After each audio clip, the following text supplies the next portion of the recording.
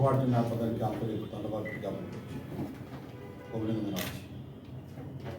বিগত 2024 সালের 5ই আগস্ট ছাত্রতা এক অভূতপূর্ব অভ্যুত্থানের মধ্য দিয়ে বছর ধরে যাদের ঘাড়ে চেপে থাকা ফেসিবাদী হাসিনা সরকারের পতন ঘটে।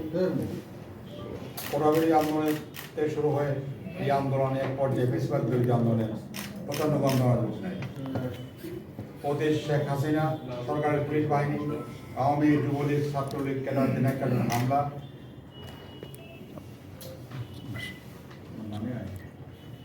গুলিতে আন্দোলনের নিহত ছাত্রতা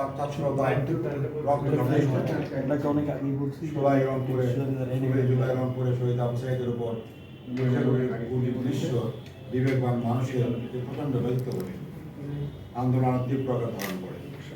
সারা দেশে শহীদ এক পর্যায়ে 5ই আগস্ট আহত মার্চ পর ঢাকা কর্মসূচির মধ্য দিয়ে প্রধান করে স্বৈরাচারী হাসিনা সরকার লাখো ছাত্র জনতার সাথে একটি জনপ্রতিনিধি সংগঠন হিসেবে খেলাধ মসজিদ সমাজ সংগঠন, বাংলাদেশের ছাত্র মসজিদ, ইসলামিক যুব মসজিদ, শ্রমিক মসজিদ ও শুরু থেকে আন্দোলনের সক্রিয় ভূমিকা পালন করে। আন্দোলনে প্রায় 2000 আন্দোলনে তৈরি হয়েছেন, আহত হয়েছেন প্রায় 30,000 মানুষ। শহীদ আহতের তালিকায় রয়েছে স্কুল, কলেজ, মাদ্রাসার ছাত্রছাত্রী, শিক্ষক, নারী, শিশু, শ্রমিক, রাজনীতি কর্মী সহ অসংখ্য সাধারণ মানুষ।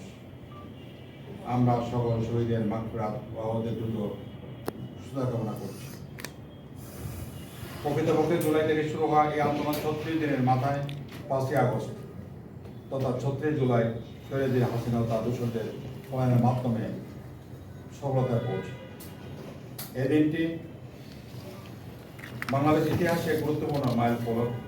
ফেসিবাদ বিরোধী কোনো প্রত্যানের রক্তে চেতনাকে করে রাখতে এই আন্দোলনে ছাত্র জনতার ত্যাগ কোরবানিকে স্মরণে রাখতে যথাযোগ্য মর্যাদায় জুলাই গণঅভ্যুত্থানের প্রথম বার্ষিকী অত্যন্ত গুরুত্বপূর্ণ।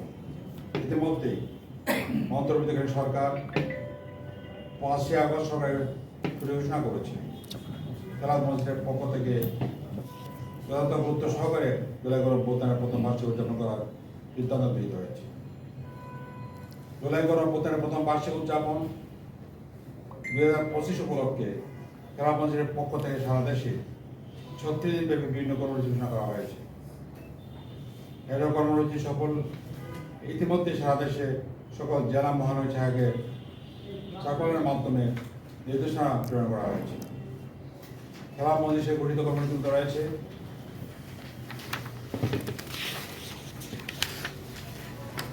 এক মসজিদ, মাদ্রাসা সকল প্রতিষ্ঠান দলীয় কার্যালয়ে জুলাই গণঅভ্যুত্থানে শহীদদের মাগফিরাত কামনা করে দোয়া মাহফিল আয়োজন করা।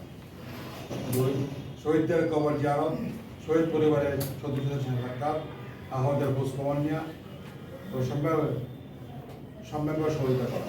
3 ফেসিবাদী খুনিদের দ্রুত বিজয় নিশ্চিত ও কাঙ্ক্ষিত সংস্কারপূর্বক দ্রুত জুলাই সনদ ঘোষণা ও একটি সুষ্ঠু নির্বাচনের দাবি জানিয়ে সারা দেশে গণজমায়েত, আলোচনা সভা, গণসংযোগ, মত বিনিময় মিছিলের আয়োজন করা। 4 শিশু কিশোর ছাত্র সমাবেশ করা। 24 জুলাই গণঅভ্যুত্থান নিয়ে কুইজ, চিত্রাঙ্গন প্রতিযোগিতা, লেখা প্রকাশ, আন্দোলনের ভিডিও প্রদর্শনী, সাংস্কৃতিক অনুষ্ঠানের আয়োজন করা। 5 16 জুলাই গণঅভ্যুত্থানের প্রথম শহীদ আবু সাঈদের শাহাদত দিবসে দেশব্যাপী বিশেষ দোয়ার ব্যবস্থা করা। 6 বৃক্ষরোপণ কর্মসূচি, পরিচ্ছন্নতা অভিযান, ব্লাড গ্রুপিং, রক্তদান কর্মসূচি পালন করা। 7 পোস্টার, লিফলেট, ব্যানার, ফেস্টুন প্রকাশ ও দেয়াল লিখন করা। আর 5ই আগস্ট হাসিনার প্রথম দিবসে রাজধানী সহ সারা দেশে গণসমাবেশ, আলোচনা সভা ও র্যালির আয়োজন করা। 1 জুলাই থেকে কর্মসূচি শুরু হলো। এই কর্মসূচি ঐতিহাসিক জুলাই গণঅভ্যুত্থানের বেশিরভাগ দলিতজনকে জাগ্রত আশা করা যায়। কর্মসূচির সকলের প্রতি আহ্বান জানাই। আপনাদের সবাইকে আবার ধন্যবাদ। সালাম, ডক্টর আহমদ আব্দুল কাদের, বিষয় তো প্রগতি মিটিং প্রায় প্রত্যক্ষ হচ্ছে। কিছুদিন বন্ধ ছিল, আগামীকাল বন্ধ। চেষ্টা করা হচ্ছে এই জুলাই মাসের মধ্যেই বড় জোর 5 আগস্টের মাঝে এটা হতে পারে, আমরা চেষ্টা করছি।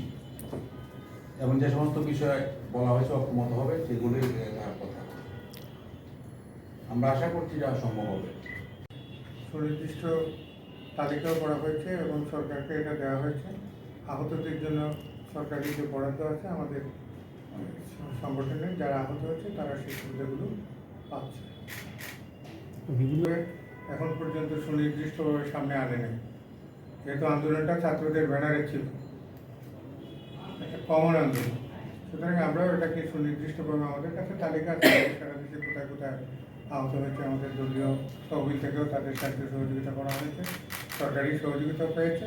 কিন্তু যেহেতু এটা ছাত্রদের দ্বারা গঠিত আন্দোলন এবং ছাত্রদের ভিতর দিয়ে যদি এটা প্রকাশ হয় তখন আমরা একটা থাক, আলাদা করলে এটা একটা বিবেক তৈরি হয়ে যায়।